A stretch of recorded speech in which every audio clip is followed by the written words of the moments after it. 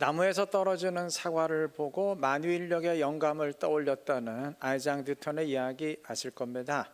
1666년 당시 대학생이었던 뉴턴은 전염병으로 인해 학교가 휴교를 하자 학교를 떠나 고향에 머물게 되었는데 어느 날 나무에서 떨어지는 사과를 보게 됐습니다. 뉴턴은 사과는 땅에 떨어지는데 왜 다른 하늘에서 안 떨어질까 궁금해 하다가 퍼뜩 그래 달도 지금 떨어지고 있어 라는 생각을 하게 되었습니다.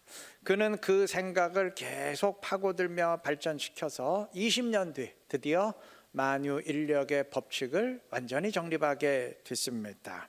당시 만약 뉴턴이 사람들에게 왜 사과는 땅에 떨어지는데 달은 하늘에서 안 떨어질까요?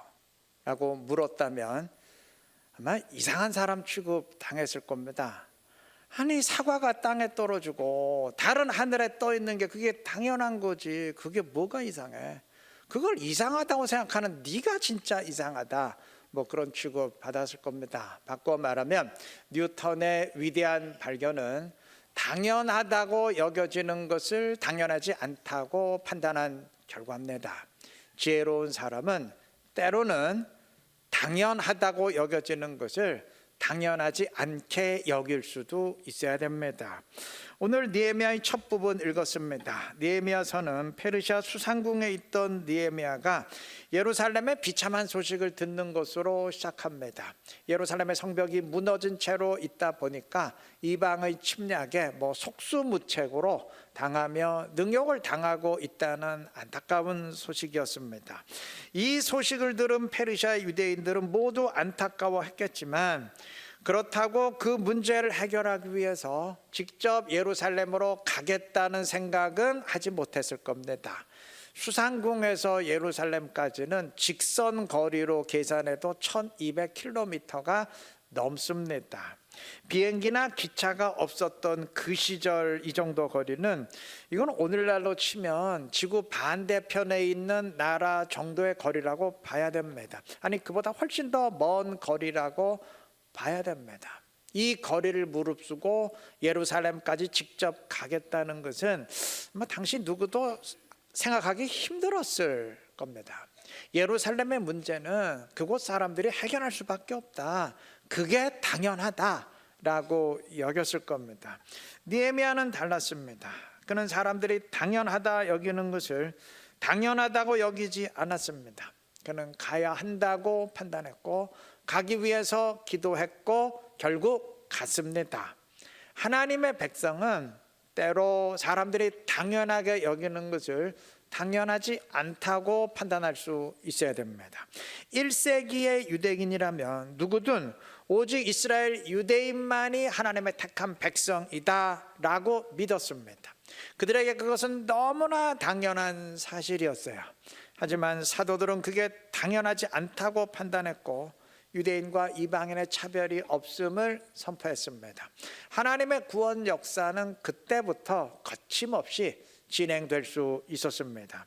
가데스 바네아에서 가나안과의 전쟁을 포기하고 우리 모두 애굽으로 돌아가자 결정했던 이스라엘은 우리보다 훨씬 강한 대적과 생명을 걸고 싸우는 건 이건 미친 짓이다. 어리석은 일이다.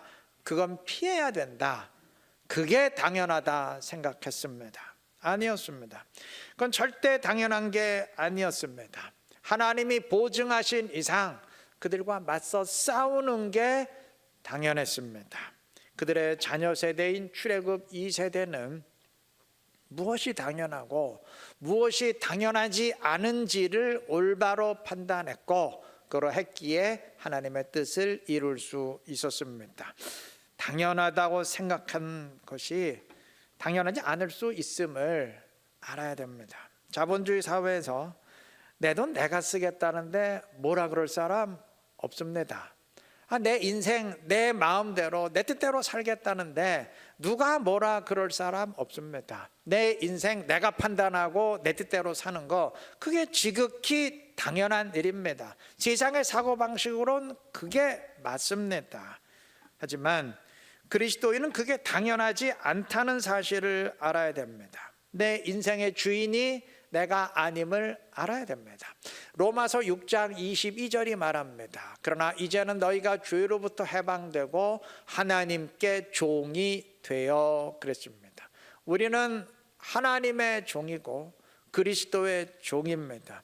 그러하기에 고린도전서 3장 23절은 너희는 그리스도의 것이요 나는 내 것이 아니고 그리스도의 것이다, 하나님의 것이라 선포했습니다. 우리는 하나님의 종으로서 하나님의 것입니다. 때문에 내 인생 내 마음대로 살아도 되는 사람이 아니고 그게 당연한 게 아니고 주의 뜻대로 살아야 하는 사람입니다. 죽음은 인간이 어찌할 수 없는 끝입니다. 아무리 유명하고 유능한 의사라도 환자의 심장이 멈췄는데 죽은 사람 살리겠다고 수술하는 사람은 없습니다. 죽음은 끝이기에 모두들 이 땅의 삶을 전부로 알고 살아갑니다. 지금까지 가난하고 고달픈 삶을 산 사람이라면 상당히 아쉬울 수 있어요. 억울해할 수 있습니다. 세상의 기준으로 보면 그게 당연한 겁니다. 어차피 한 번밖에 없는 인생인데 참 억울하게 살았다 말할 수 있습니다. 그리스도인은 그렇게 받아들이지 않습니다. 죽음이 끝이 아니고 영원한 생명이 준비되었음을 알기에 그 소망 가운데 살아갑니다. 그 소망이 있기에 고린도후서 6장 10절 말씀처럼 근심하는 자 같으나 항상 기뻐하고 가난한 자 같으나 많은 사람을 부요하게 하고 아무것도 없는 자 같으나 모든 것을 가진 자로서 살아갈 수 있는 겁니다. 나름대로 기도하는데 원하는 대로 되는 게 아무도 없는 것 같아요. 아무것도 없는 것 같아요. 이때 야 이건 기도 멈추는 게 당연하다라고 생각할 수 있죠. 아니요, 그거 당연하지 않습니다. 야 나도 여유가 없는데 11조는 무리다, 그거 안 하는 게 당연하다 하신다면 그렇지 않습니다. 성령의 충만함은 어느 정도 신앙이 올라선 사람들의 이야기이지 나처럼 믿음이 초보인 사람은 그렇게 되지 못하는 게 당연하다라고 생각하신다면 아니요, 그거 절대 당연하지 않습니다. 여러분, 우리는 그리스도인입니다. 세상의 관점이 아닌 하나님 나라의 관점으로 판단해야 하는 사람입니다. 세상의 관점으로는 그게 지극히 당연한 것 같은데 하나님 나라의 관점으로는 절대 당연하지 않을 수 있음을 알아야 됩니다. 하나님께 속한 사람으로서 세상의 가치관이 아닌 하나님 나라의 가치관 지니시기를 바랍니다. 하나님 나라의 기준으로 판단하시기를 바랍니다. 그래서 그 나라의 관점에서, 내 관점에서 당연한 것과 당연하지 않은 것을 판단하지 마시고 주님 나라의 관점에서 무엇이 당연하고 무엇이 당연하지 않은지를 올바로 분별하고 판단함으로써 내 뜻이 아니라 주의 뜻을 이루고 주님의 기쁨이 되며 주님을 영화롭게 하는 지혜롭고 신실한 우리 모두 되시기를 바랍니다. 본문 5절 이하는 느헤미야의 기도입니다. 성경이 개인의 기도를 기록하는 경우가 종종 있는데 그 가운데 느헤미야의 기도와 이사야의 기도 그리고 다니엘의 기도에 공통점이 있습니다. 이들 모두 신실하게 하나님을 섬기는 정결한 사람들이었음에도 이스라엘의 죄를 자신의 죄라고 고백하면서 하나님의 공동체와 자신을 일치시켰다는 점입니다. 제가 언젠가 느헤미야의 기도를 통해 이 점을 말씀드린 적이 있는데 오늘 좀 보충할 게 있습니다. 본문 6절 마지막 부분에서 느헤미야는 간구합니다. 이렇게 고백합니다. 나와 내 아버지의 집이 범죄하여. 지금 회개 기도를 이렇게 드리고 있는데 느헤미야는 단순히 이스라엘 세대가 범죄했다라고 말하지 않아요. 내가 범죄하였고 내 아버지의 집이 범죄하였습니다. 자신을 제일 먼저 집어넣었습니다. 그 다음 7절 보시면 주를 향하여 크게 악을 행하여 주께서 주의 종 모세에게 명령하신 계명과 율례와 규례를 지키지 아니하였나이다 회개하는데 우리말 번역으로는 이 우리라는 말이 빠졌어요. 이게 원문대로 직역을 하면 우리가 들어가요. 우리가 주를 향하여 크게 악을 행하여 그 다음에 역시 우리가 주께서 주의 종 모세에게 명령한 이러이러한 것들을 하지 못했습니다 하면서 우리를 강조합니다. 영어 성경 역시 원문대로 우리를 2번 강조했습니다. 자, 우리말 성경에서 우리가 빠진 이유는 짐작이 돼요. 이게 우리말의 특성 때문입니다. 우리는 시도 때도 없이 우리라는 말을 사용하기 때문에 사실 별 의미가 없어요. 그렇잖아요. 내 남편인데 우리 남편이라 그러고, 나만 그 회사 다니는데 여기서 그 회사 다니는 사람 나밖에 없어요. 근데 우리 회사라 말하고 그냥 아무 의미 없이 사용하잖아요. 그러니까 우리라는 말이 있건 없건 의미는 똑같아요. 막 그래서 우리라는 말을 우리 식대로 뺀 것 같은데 원문의 의미는 다릅니다. 느헤미야가 원어상으로 우리, 히브리 말로 누라고 했을 때는 우리라는 말 그대로의 우리를 의미합니다. 즉 나를 포함한 이스라엘을 말해요. 이스라엘이 범죄했고 나 또한 범죄했습니다 라는 의미가 거기 우리라는 말에 분명히 담겨 있는 겁니다. 이사야의 기도 역시 마찬가지예요. 이사야 64장 5절과 6절은 이사야의 회개 기도인데 이 부분은 우리말 성경도 우리라는 말을 그대로 번역을 했어요. 우리가 범죄함으로 주께서 진노하셨사오며 이 현상이 이미 오래되었사오니 우리가 어찌 구원을 얻을 수 있으리까. 무릇 우리는 다 부정한 자 같아서 우리의 의는 다 더러운 옷 같으며 우리의 죄악이 바람같이 우리를 몰아가나이다. 그러니까 우리 이사야는 계속 우리를 반복하면서 자신을 범죄한 이스라엘에 포함시킵니다. 나도 똑같이 죄인입니다 라는 의미죠. 다니엘도 마찬가지예요. 다니엘서 9장 5절과 6절에서 그는 회개기도 드리는데 5절 보시면 우리는 이미 범죄하여 패역하며 행악하며 반역하여 주의 법도와 규례를 떠났사오며 말하는데, 이게 우리말 성경으로는 우리는, 이게 우리가 딱 한 번만 사용됐잖아요. 원문을 그대로 읽으면 우리는 이미 범죄하였고 우리는 패역하였고 우리는 행악하였고 우리는 반역하였고 4번 거듭 강조가 됐습니다. 우리 식대로 아무 의미 없이 그냥 우리 말한 게 아니고 우리라는 말의 의미 그대로, 즉 나를 포함한 이스라엘이라는 의미에서 우리라고 말한 겁니다. 나 또한 죄인입니다 라는 고백이에요. 여러분, 느헤미야와 이사야, 다니엘에게 무슨 죄가 있나요? 누구보다도 신실하게 삶을 산 사람들 아닙니까? 그럼에도 이들은 이스라엘과, 패역한 이스라엘과 자신을 동일시했습니다. 왜 그랬을까요? 물론 의인일수록 죄인됨을 고백하기 때문이지만 더 근본적인 이유가 있어요. 이들에게 하나님 나라 의식이 있었기 때문입니다. 구약시대는 이스라엘이 곧 하나님 나라 아닙니까? 이들은 하나님 나라는 하나님 나라고 나는 나다, 이스라엘은 이스라엘이고 나는 나다, 이렇게 분리하지 않았어요.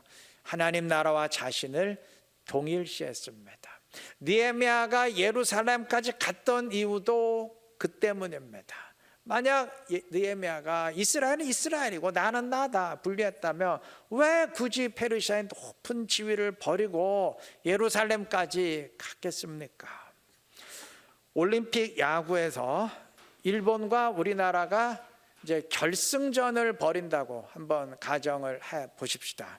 나는 홈런을 3개나 연타석으로 치면서 맹활약을 했는데 이게 점수 아무리 많이 내면 뭐예요? 투수가 더 많은 점수를 주면 그거 결국 지는 거 아니겠어요? 이게 투수가 못해가지고 점수를 왕창 줘가지고 패배했어요.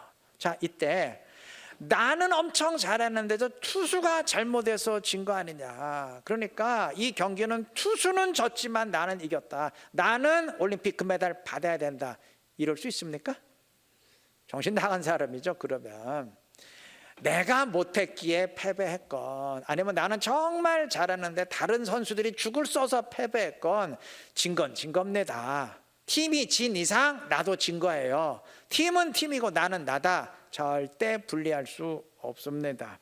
하나님 나라와 나의 관계도 그러한 면이 있는데, 특히 성령을 통해서 주님의 몸을 이루는 지체인 신약의 성도들은 더더욱 그렇습니다.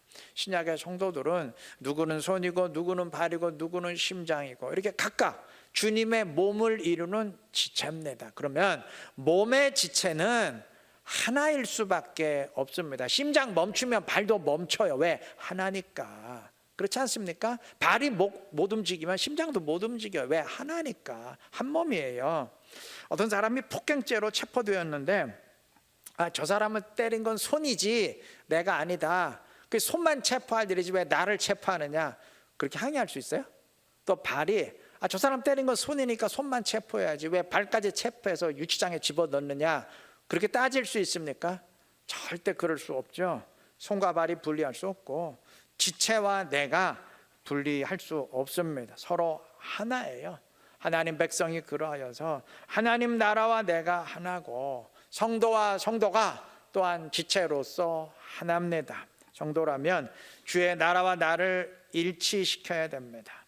주의 나라가 온전히 서지 못하고 있다면 그것이 나의 아픔이 되어야 하고, 주님 나라의 일이 곧 나의 일이 될 수 있어야 됩니다. 주의 나라가 온전히 서도록 헌신할 수 있어야 되고, 주의 나라가 말씀대로 확장되도록 복음을 전할 수 있어야 할 것입니다.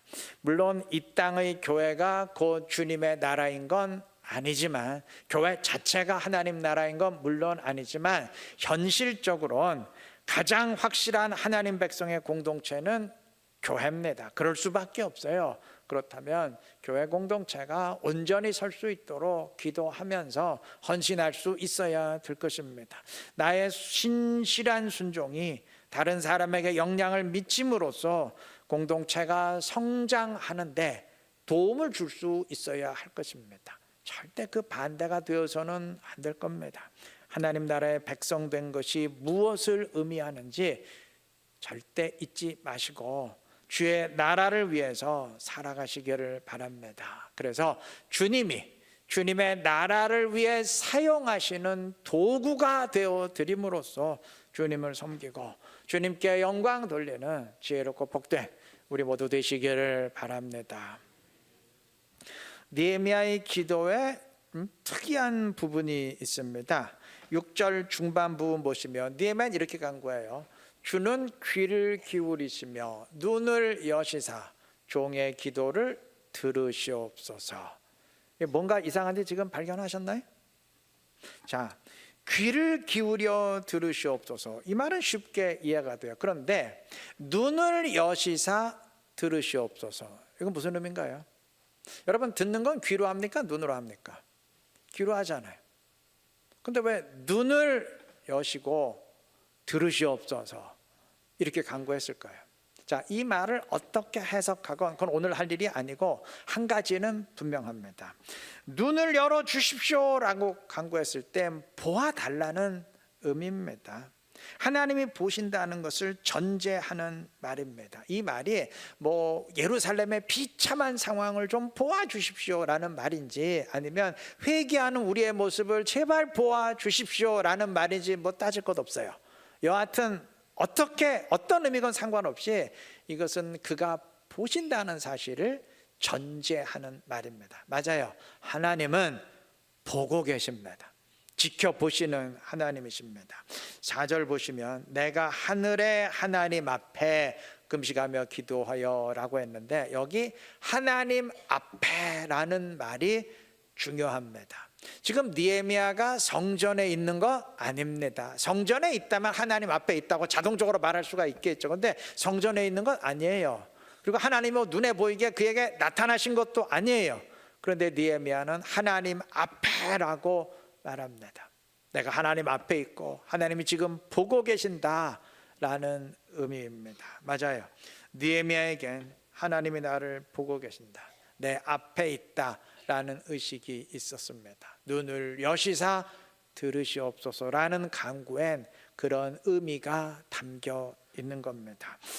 여러분, 느헤미야 이런 모습은 오늘 우리에게 시사하는 바가 굉장히 큽니다. 우리 이 말씀을 좀 받아들여야 됩니다. 그 이유는 구약의 위인들 가운데 이상하게도 요셉과 느헤미야의 경우는 하나님이 단 한 번도 직접 말씀하시거나 나타나신 적이 없어요. 이 사람들이 감당한 비중을 생각하면 그건 당연히 그러셨어야 될 것 같은데 이상하게 한 번도 말씀하신 적도 없고 나타나신 적도 없어요. 뭐 특별한 기적이나 징조 현상을 보여주신 적도 없어요. 선지자를 보내서 말씀하신 적도 없어요.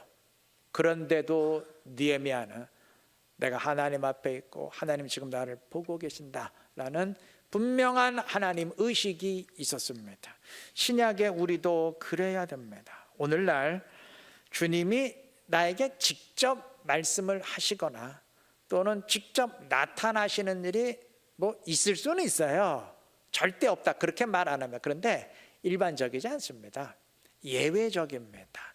대부분 우리는 느헤미야와 같은 상황에서 신앙생활합니다.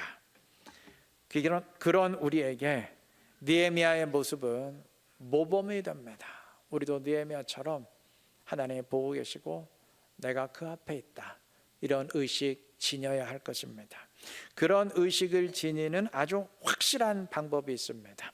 성령을 내 안에 모시고 주님과 함께 해야 됩니다. 그러면 주님이 내 앞에 계신, 나를 보고 계신다, 뭐 그런 의식이 확실하지 않겠어요? 아니 이거 보고 계신다 그런 정도가 아니고 나와 함께 하신다, 그렇게 확신하지 않겠습니까? 느헤미야는 특별한 사람입니다. 일단 성경의 저자예요. 그리고 하나님의 특별한 일을 감당했던 사람입니다. 구약 시대 땐 하나님이 일반 성도에게는 성령으로 오지 않으셨고 특별한 일을 감당하는 사람에게만 성령을 주시고 성령으로 오셨습니다. 신약 시대는 다르죠. 신약 시대 땐 하나님이 그의 모든 백성에게 성령을 주십니다. 우리 모두에게 하나님이 성령으로 오십니다. 바로 이 점에서 느헤미야와 우리의 상황은 같습니다. 느헤미야도 성령과 함께했고 우리도 이 시대의 이점 때문에 성령과 함께할 수 있습니다. 우리 모두 성령이 거하는 사람으로서 주님 앞에서, 아니 주님과 함께 살아가야 할 것입니다. 헤르만 헤세의 소설 데미안은 이 문장으로 시작을 합니다. 내 속에서 솟아 나오려는 것, 바로 그것을 나는 살아보려고 했다. 내 속에서 솟아 나오려는 것, 바로 그것을 살아보려고 했다. 우리 그리스도인이 이렇게 살아야 됩니다. 반문하실 거예요. 아니, 목사님 아까는 뭐 그리스도인은 자기 뜻대로 사는 사람이 아니고 내 마음대로 사는 사람이 아니고 내 속에서 우러나온 대로 사는 사람이 아니고 주의 뜻대로 사는 사람이라고 하지 않았습니까? 하신다면 예, 맞습니다. 단 성령이 거하는 사람은 내 속에서 솟아나오는 대로 살면 됩니다. 그렇게 살아야 됩니다. 골로새서 1장 29절 말씀처럼 성령께서 내 속에서 역사하시고 움직이기 때문에 그에 따라 살면 됩니다. 빌립보서 2장 13절 말씀처럼 성령께서 내 속에 강한 마음, 소원을 주시고 행하게 하시기 때문에 그대로 따라 행하면 될 것입니다. 그리스도인은 하나님 앞에 있습니다. 그가 늘 나를 보고 계십니다. 그가 내 속에 거하시며 역사하십니다. 내 속에서 역사하시는 성령을 따라 살아가시기를 바랍니다. 주님 앞에 선 사람으로, 주님과 함께하는 사람으로 살아가시기를 바랍니다. 그래서 주님과 동행하면서 주의 뜻을 이루고 주님의 기쁨이 되는 지혜롭고 신실한 우리 이루는 게 모든 성도님들 되시기를 그리스도의 이름으로 축원합니다.